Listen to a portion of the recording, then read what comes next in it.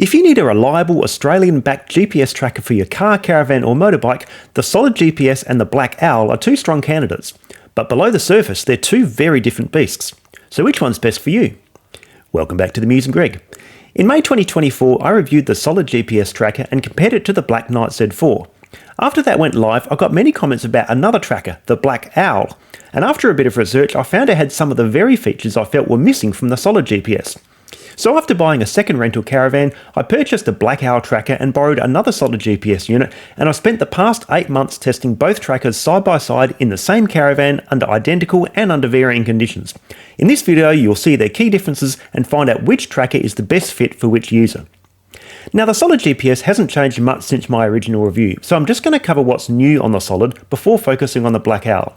If you haven't seen that first Solid GPS review, go and watch that now because it covers key information about all GPS trackers, like how they differ from AirTags, and go through all the Solid GPS features, so it's a good part 1 to this video.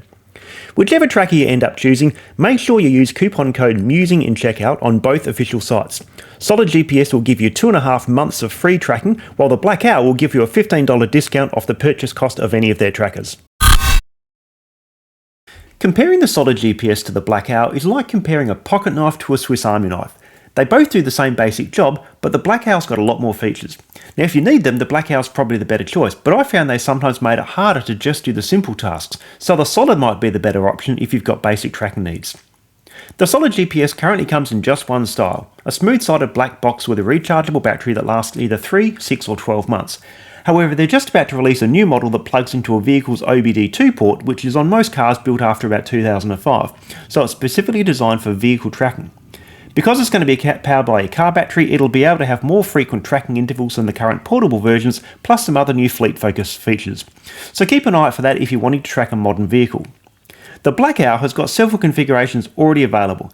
There are battery-powered options like the Solid GPS, as well as a few different models that have got external power sources.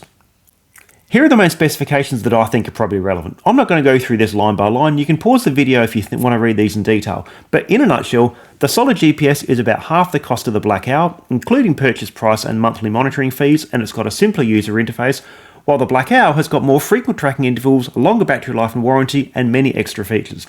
Both products have excellent Australian technical support, but the Solid is also manufactured locally. The contents of the box initially looked the same as before, but then I found a welcome difference. Okay, interesting. They've done what I said. Fantastic, we've got some stickers now. This is great, so you can put these to advertise to people that it's not going to be nicked. Great, I love it when people do what you suggest. Fantastic, good job, Solid. The rest of the contents are unchanged, with the unit, power cable and power switch pin. One of my criticisms last time was that the smooth sides made it very hard to install the Solid GPS unit anywhere. I suggested a mounting cradle like this for an extra $10 to $15. Instead of that, Solid GPS now offers this IP67 rated waterproof pouch for an additional $10, which has mounting tabs attached, and it pretty well achieves the same idea as I had in mind. Little plastic zippy things, there's 2 of those. And then you fold that in half. That goes in half, and then the Velcro bits stick together like that. And then you can use these 2 screw holes to mount the whole thing somewhere. The only criticism I've got of the pouch is that the tabs aren't quite long enough for the mounting holes to line up with the top surface of the tracker, so you'll need to use longer mounting screws than you'd think would be necessary, so you can reach up to whatever you're going to mount it against, and make sure you don't over tighten the screws so the tabs don't get torn off the pouch. Hopefully Solid GPS will make them a bit longer in the future. Installing the tracker with the pouch is so much easier than what it was without the pouch in the original review, and once it's in place, it's pretty simple to open the pouch and slide the tracker in and out when it's time to recharge the battery. The dashboard has had a slight visual refresh, but the main improvement here is that they've added tooltips to key functions, which is great to see, as again, this is one of the improvements I suggested last time. I have to say that Solid's willingness to implement customer feedback has been the best I've seen from any of my videos to date, and their general customer support has continued to be very responsive and helpful. These tooltips help you to quickly understand features like emergency mode and watchdog mode without having to resort to the printed quick start guide or the online manual like you used to, which is especially handy if you don't use their system very often. The referral code has also now been moved to the dashboard. Since I now have 2 Solid GPS trackers, there's a drop down on the map which by default shows all devices and emits tracker specific data from the dashboard. You can select an individual tracker to view its details, including battery life, mode status and distance travelled. I reported a bug last time that if the tracking screen is left open, new data points get added in the reverse order, which means that the arrows end up displaying in a pretty weird order. Unfortunately, that bug is still there, but like before, you just need to refresh the screen to correct it. Hopefully that'll be sorted out soon. Everything else here appears unchanged. The account screen is still where all other functions are performed, and this also looks a lot cleaner than before. I've now got a drop down for each of my 2 trackers, and these sections are also much easier to navigate now. Functionally, the only update is that there's now an asset type field within the tracker, which changes the little icon for that tracker within the account screen. This is set to car by default, but you have about a dozen or so to choose from, including truck, trailer, motorbike and caravan, which is perfect for me. At the moment, the account screen is the only place this icon shows up. Unfortunately, it doesn't flow through the dashboard, but hopefully that's something that might come in a future update. Everything else in the account screen is the same, including that you still have to set up geofences or boundaries individually for each tracker. For the full run through of the solid GPS, check out the separate review. The Black Owl comes in a slim cardboard box with a matte black laminate, and from the outside I think it looks classier than the glossy teal box of the solid. This upmarket presentation continues inside, with everything shipping inside a classy little pouch, and while I don't know when this would ever be reused, it does create a good first impression. Inside the box is simply the shipping pouch, the GPS tracker with 6 screws, and 2 cards for the online quick start guide and activation page. Unlike the solid GPS, the Black Owl has no printed quick start guide. These cards are printed on thick cardstock with a matte black laminate just like the outside and raised printing, basically like raised print business cards. So top marks to Black Owl for creating such a great out-of-the-box impression. The tracker itself seems solid enough, and it has 2 mounting tabs for when it comes time to install it. Pull the 2 halves of the box apart, which you're supposed to do, unlike the solid which stays closed, and on the inside you can see the rubber weatherproofing seal which provides the IP67 rating. The circuit board comes neatly out of the box with a SIM card pre-installed with a battery holder sitting neatly on the back.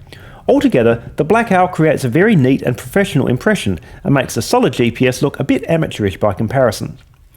Black Owl recommends 3 Energizer lithium AAA batteries, however I just use regular alkalines for this test to see how they'd work. Once the batteries were installed, the Watchdog LED started blinking to confirm it's connecting to the network. Then it's just a matter of screwing the 6 screws together, taking care that the rubber seal is securely in place and not pinched. The online quick start guide and activation pages were simple to use. I do like having a printed manual, but I get that it's easier to update an online one. One of the things which first caught my eye with the Black Owl was seeing it had screw tabs for easy installation. But the great thing about doing reviews is you can test how things really work, not just how you think they will. And on this score, the Black Owl was a bit of a disappointment. I first went to install it out of the way in a cupboard like this, but then I realised it would be hard to get the screwdriver in there for the installation and removal to change the batteries. I then decided to go for the underside of a cupboard, but the instructions say it's supposed to be installed the other way up. And mounting it like this from the underneath means the screw holes are on the wrong side of the box and away from the mounting surface, and it's all being pulled upwards against its curved top. It seems to me that GPS trackers are more likely to be mounted underneath a surface than on top of one, especially weatherproof units like this that might go outside, so it's strange that the screw holes are designed for top mounting on something. In the end I went with an underside mounting and just had to use longer screws and not over tighten them, but it does all seem backwards, so hopefully they can add screw tabs to both sides of the box to give more mounting options in future. This is the dashboard of the Black Owl, and even at a top level you can probably see there's a lot more going on here than on the solid because there are so many more features that need a home. Now I'm not going to spend the hour it would take to go through every feature of the Black Owl since most aren't relevant to most people. Instead I'm going to show you how to use the Black Owl to achieve what the solid GPS does, and then pick out what I think are the most important features on the Black Owl that you don't get on the solid. In the course of this, you'll see most of the other features in passing, and if they sound interesting, you can liaise directly with Black Owl for more information. Paul from Black Owl has been brilliant in terms of his support to all the questions I've given him over many months, so I'm sure he'll be very well supported in that area. On the left-hand side here, you've got all of the tools here that can work with the tracker. These are tracker tools, essentially. Down the right-hand side, you've got map tools, and along the bottom are the widgets, which are just, as you can see, little blocks of information that give you information about what the tracker's doing. So before I start, I'm just going to mention that the term assets means trackers in our context. So all the trackers that you've got are going to be listed in this little pop-out window that appears there, and if you had more than one tracker, then they're going to be listed here. So we're going to start with the map tools down the right-hand side. Some of these are pretty obvious. This just gives you a full screen view. This gives you the different layers. The ruler, I never quite worked out what this did because no matter what I did, I closed it and it would just come back in this on state. So I'm not sure what the ruler does. This option here gives the option to select an address or enter a latitude and longitude that you want to go to a particular location.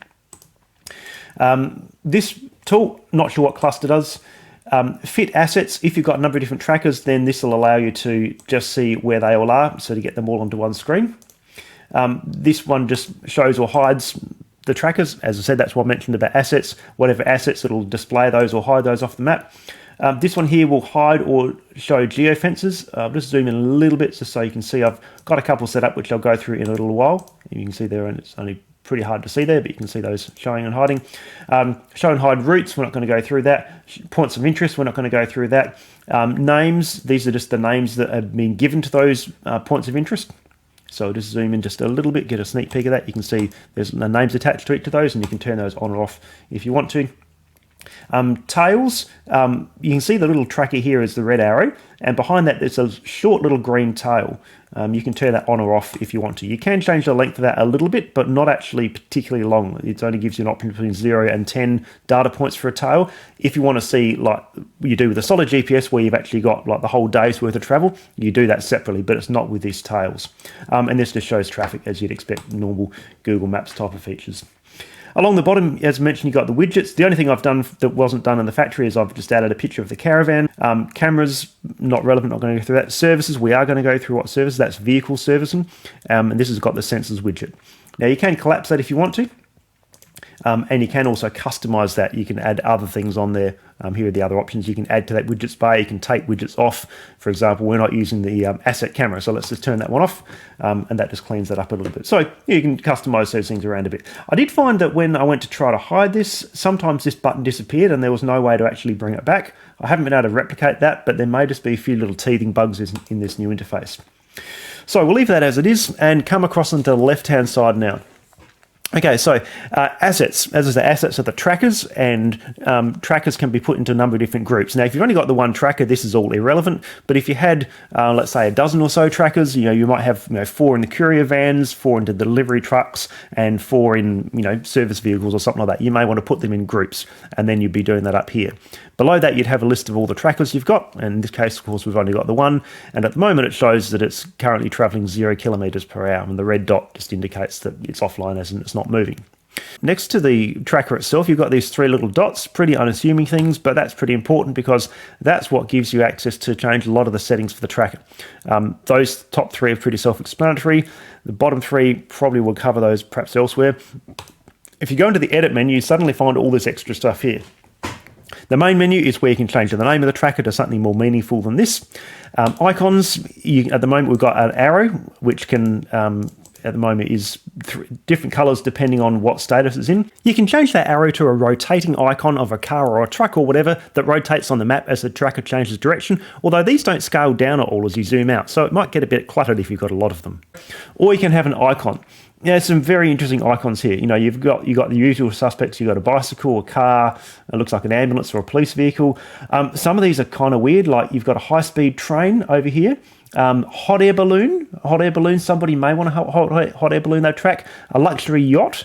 A blimp perhaps. Perhaps you've got a blimp that you wanted to track with the Black Owl. Well, Black Owl's got you covered there. Helicopters, indeed, very common for most of us. Indeed, a pet or even a rocket.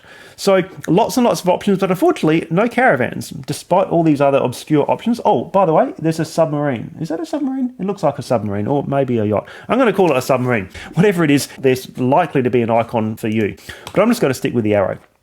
Advanced, we're not going to go through. I'm just going to show you that. Sensors and services, we are going to go through that in a minute. Accuracy, I'm not going to cover that. Tail, so you can see at the moment there's this green tail behind it. You can change it up to 10 data points. Unfortunately, you can't go any longer than that. So if you do go to 10, you can see where the people have taken the caravan up Cross Road and up the Southeastern Freeway. With this option, there's nothing you can do more to show, so you don't get the view like you do with solid GPS by default, where you can actually see where it's gone for the last day. There is another way to do that a little bit later, which we'll talk about in a second. So tail will do that, and expenses we're not going to cover. So that's all we need to do with that. Alerts we'll come back to in a bit. History, this is how you could actually see where the vehicle's travelled over a certain length of time. So I'm going to pick the 21st of January because that's when the van was actually going on a good little travel. And you go, show history, brilliant. Oh no, you've got to select which asset. Oh, okay, I've got to select that tracker because it's designed for multiple trackers. Now we click show history, and I should mention there were a couple of other options here as well you could include if you wanted to. So when you show history turn, now you see the sort of thing that you might have expected to see from the solid GPS, where you have a route showing where the caravan's been or the tracker has been for the last 24 hours. And down the left-hand side, you then get a little overview of the features, where it's happened, what's happened in each location, what it's been doing. But something that is actually quite cool is along the bottom, you've got this graph here, which at the moment is a speed graph, and you can see how fast the tracker has been traveling throughout its journey. That also could be useful for courier companies. If their drivers are speeding, they can see at a glance what's going on. You do get the same sort of thing with altitude, if that's relevant. And there is also a data log, a full data log table like you get with solid GPS, although a lot more information on here than what the solid has got, just because there's so many more sensors that there's data potentially available for. But something with the graph, which I think is perhaps not useful, but I think it's quite cool, you can replay what it's been doing. So if we just sort of click about here and hit the play button, I'm just going to speed this up just a little bit, maybe 3 times. You follow the arrow, it actually tracks along and shows you, it drives along with the tracker. Which I think is quite cool. I don't quite know when I'd use it, but I think it's actually a really neat and pretty way to use this data. Rather than data just being data that's sitting there on the screen and not doing anything, it actually makes it look interesting. I reckon it's cool. Whether you find it useful or not, who knows, but I think it's pretty cool. Okay, so that's the history tab, and you can download that as a CSV file if you wanted to as well. Reports, we're not going to go through reports.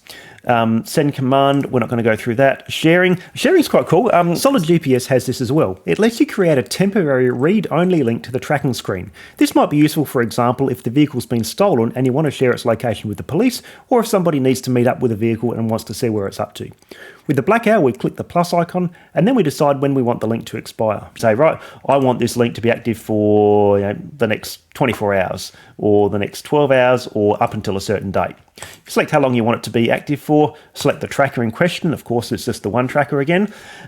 You've got other options here about sending a link to an email or sending an SMS to somebody. None of those things are relevant to us.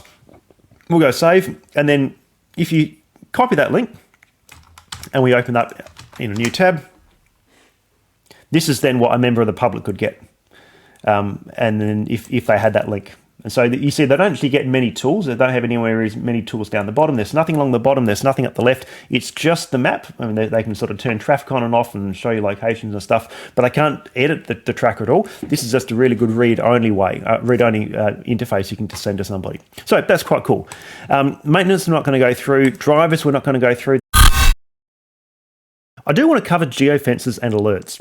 With a solid GPS, you edit the tracker, create a geofence, or boundary as they call them, and then you flick a switch to say if you want an entry alert, exit alert, or both. And that's it. It's all done in one place. The black arrow's different. You create these separately up at account level, not within each tracker, and you also have to set up geofences and alerts separately. I'll show you why in a minute. We're going to start in geofencing to start with. And these are some geofences I've already got set up. So let's just zoom out and head out to the north of Adelaide. And you can see all these little pretty coloured geofences I've already got set up, and they're showing up on the map because I've got the geofences turned on. You can of course turn those off to keep it clean, and as we showed earlier, you can also show the names of those geofences. So if we wanted to add, let's say we're a courier company and we've got 3 or 4 vehicles, and these are all the different locations that are relevant to us. If we wanted to add another geofence, we're just going to click on the plus icon, and let's call this Factory 3. Let's say we just opened up a new factory. We're not going to group it together. We could make a group of factories or whatever like that. Oops, sorry, we need to actually draw it first. So we're going to say Factory 3 is up here at Para Hills. So let's just draw a section like that. There we go. Let's zoom in so we can see what we're doing. Here we are. Okay. Right, so there's our new factory. It's worth noting that while we've got 10 geofences set up so far, there's actually no limit to how many you can create on the black owl. With the solid GPS, you're limited to just 3 per tracker. But all we've done there is set up a geofence. That geofence doesn't actually do anything. All it is a spot on the map. We're not going to get any alerts or anything related to that geofence or any other geofences unless we now go up to the alert section. So this is slower than with a solid GPS. Now this alerts little widget shows alerts which have just recently taken place, and I'll show you what some of those are about in a minute. But if you want to create a new alert, We'll see what alerts you've got. They're the ones we've got at the moment. If you wanted to create a new alert, we're going to click that plus button, and we want to be told when someone, let's say we want to know whenever somebody arrives or leaves from this new factory we set up, factory number 2, or factory 3, I think it was actually. So firstly, we're going to give it a name. So arrive or leave factory 3. We're going to select which trackers do you want this to relate to. This is where it's really useful. You can probably see the power of this way of doing it if you had a number of trackers. If you had the solid GPS and you had 10 trackers, you'd have to set this process up manually for each tracker. With the Black Owl, you set up the geofence once and you say, I want to deploy the alert on this geofence to all of these different trackers all at once. You could select them all to say, bing, 100 trackers are now just going to be notified when they arrive at our new warehouse we've just set up. So it'd be very, very scalable like that. But when you've only got one tracker, it's actually a bit clunky because you have to go through a number of extra steps, which you don't really need to do if it's only the one. Anyway, so that's that. Moving on, we're going to say what type of alert this is going to be. As you can see, there's many different types of alerts on the Black Owl. They're not just related to geofences like on the Solid. And this is why alerts have to live separately to geofences on the Black Owl. But we're going to pick geofence in/out. You could do one or the other, but we're just going to do both. Which particular geofence? Well, we're going to do factory 3. So now we're going to find that our tracker is going to trigger an alert every time it enters or leaves factory 3. That's how that works. There are things about schedules if you only want to be notified at certain times of the week. There's other options about the notifications, how they get sent, who they get sent to. These things can go to different people. It's not always just going to the app. You can get emails sent to other people. You can have the information sent off to a customer management website or something if you've got the ability to work with webhooks. There's a lot of other stuff that it can do. And commands, we're not going to go through that. So I'm going to save that. And so now, if we go into our list of alerts, sorry, I'm still getting the hang of this. If we go into our list of alerts, we find there's this new geofence in/out for arriving or leaving at factory 3. Now I'm just going to delete this one here because we're going to go back in and make that one again. Okay, so that's the process that you would use if you wanted to set up a geofence. It's a 2-step process with the Black Owl. Set the geofence up first and then separately create an alert for that geofence and select which tracker or trackers you want to use with that. The Solid GPS has Watchdog mode. This is a single-click process that draws a temporary boundary around the tracker's current location, and as soon as it moves out of that boundary, it turns itself off, sends you an alert, and then activates emergency mode, which gives you 2-minute tracking intervals for about an hour before it cancels itself and everything returns to normal. It's a very quick and easy way to know when the tracker's left its current location and the whole rest of the process runs itself. The Black Owl doesn't have this exactly, but you can create a start of movement alert. What type of alert? Well, this time we're going to do a start of movement alert. Okay, I'm going to put that one there. Stop duration longer than, I'm going to say 3 hours, because you don't want to have this too short, otherwise it's going to be triggering an alert every time someone stops at the lights and then starts moving, which is actually what's happening down here. You can see all this stuff here. I set up an alert earlier today, which I think had 3 minutes, and because the people were travelling through traffic, they'd stop at the lights or they'd go to a petrol station or something, and I kept on getting these alerts. So you want to set this long enough so it's not going to be annoying for you. So we're just going to save that. And now if we go into our alerts, we've got now our start. You can actually see you've got the other one set up there as well. But start of movement / watchdog mode. So now when the tracker starts moving, we're going to get an alert. So as you can see, it's much more of a process to set up than on the Solid. The alert also stays active, so each time the conditions are met, the alert will re-trigger, which may or may not be what you want. If you want to turn it off manually, you have to go into the alerts, click the checkbox next to the alert, click the little spanner icon at the top, and then select deactivate. Again, this is much more involved than a single switch on the Solid GPS dashboard, which turns itself off after use anyway. The Black Owl doesn't have an equivalent of emergency mode, which Solid uses to temporarily increase the 10-minute tracking interval down to 2 minutes. The Black Owl already tracks its location every 3 minutes the whole time, so emergency mode is unnecessary. Now here's a couple of features unique to the Black Owl. The Solid GPS doesn't have these, and I reckon they're pretty handy. The first is an overspeed alert. So if the tracker travels faster than, say, 105 kilometers per hour, you can... Okay, I'm going to go through the process. You can set something like that up as well. So again, we've got that now. in there, going too fast. So that's all I'm going to say on alerts. I don't think we need to cover anything more. You've probably got the idea of the sorts of things you can do in relation to alerts with the Black Owl. Something quite useful and unique to the Black Owl is the ability to notify you when the vehicle is due for a service. Now this could be useful for a fleet service manager, but it could be also very handy if you've got a vehicle without an odometer, like a trailer or a caravan, and you'd usually have no way of knowing how far it's gone and when it's due for a service. Now this is a two-step process. Firstly, we have to set up a virtual odometer, which uses the GPS to keep track of how far the vehicle's travelled, and once that's in place, we can set up service reminders which are tied to that virtual odometer. And go into our assets, and the first thing we have to do is to set up a virtual odometer. So we're going to go into our three buttons there, going to go Edit, and now we're going to go on the Sensors tab. There's already two sensors in there from factory, the temperature and the battery. We're going to click the plus button. Now we're going to call this GPS odometer. Doesn't really matter what you call it. This is just the name you call it. And then which sensor template do we pick? I'm just going to quickly show you. There's all these options here. Again, you can see there's so many things you could get alerts about. What we're going to select is odometer. And we're going to show value by virtual odometer. Now, if you had an OBD2 tracker, it's possible you may be able to use the vehicle's own built-in odometer. We don't have that for a caravan, so we're going to say virtual odometer. And we're going to use kilometres. And we're going to say at the moment, let's now pretend it's not a caravan, let's pretend it's a vehicle, and let's say it's done 25,000 kilometres so far. We're going to save that. That's all good. What we can now do is either add service down here, or when we're back in the edit menu here, we were in sensors before, we can now go across to the services tab. This and that both do the same thing. You can now click on plus, and we're going to say 10,000 kilometre service. Expiration by odometer. Yes, that's fine. We're happy with that. Service interval is 10,000 kilometres. The last service, let's say that was done at 20,000 Ks.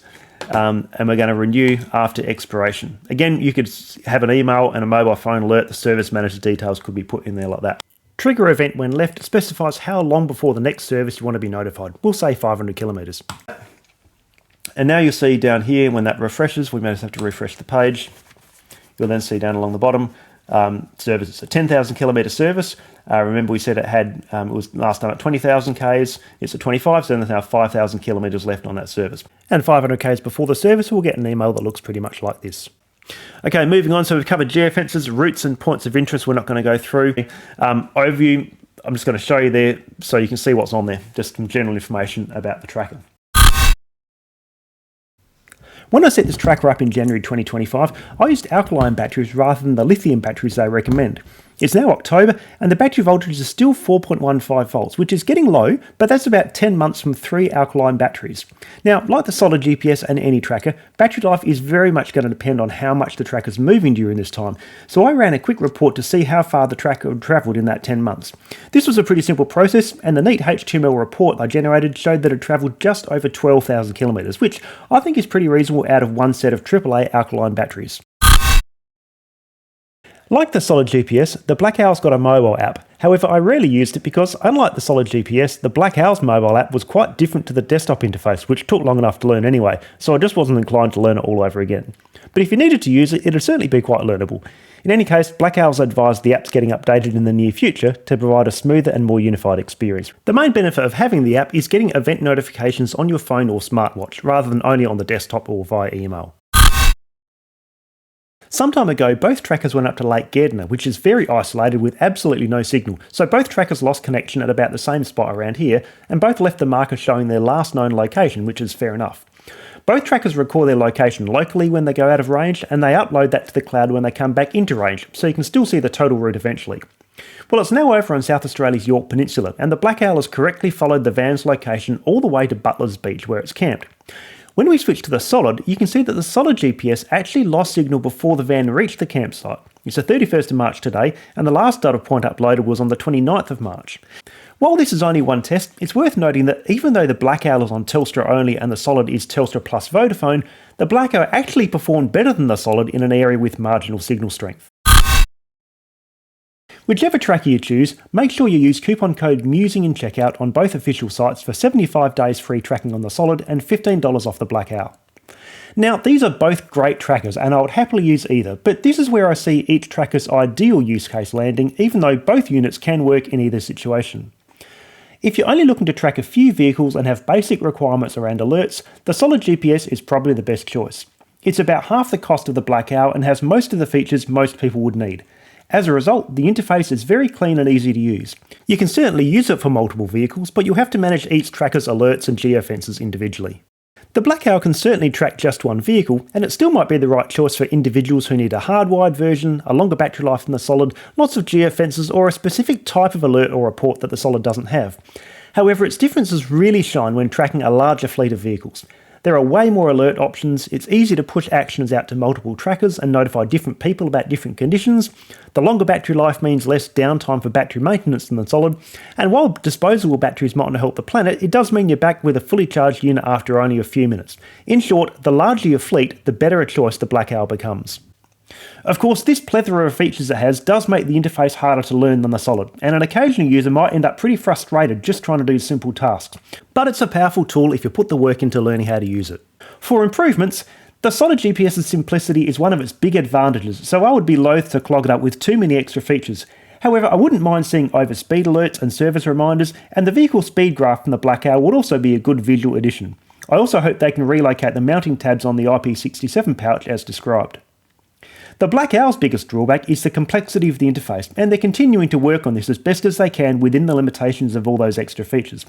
One suggestion here would be to include relevant alerts within the geofences area, given that geofences are usually created to trigger some kind of alert, and once created, these alerts could still show up in the regular alerts dialog. It would also be good if they added mounting tabs to both sides of the box, and finally I'd like to see the tail show the whole day's movement by default, rather than just being limited to the last 10 points only. Personally, having used both extensively, I think the Solid GPS is the best fit for me, but hopefully this video has helped you decide which one's best for you. If it has, please like, subscribe and share on your socials to help the channel grow. But that's all for now, so I'll catch you next time.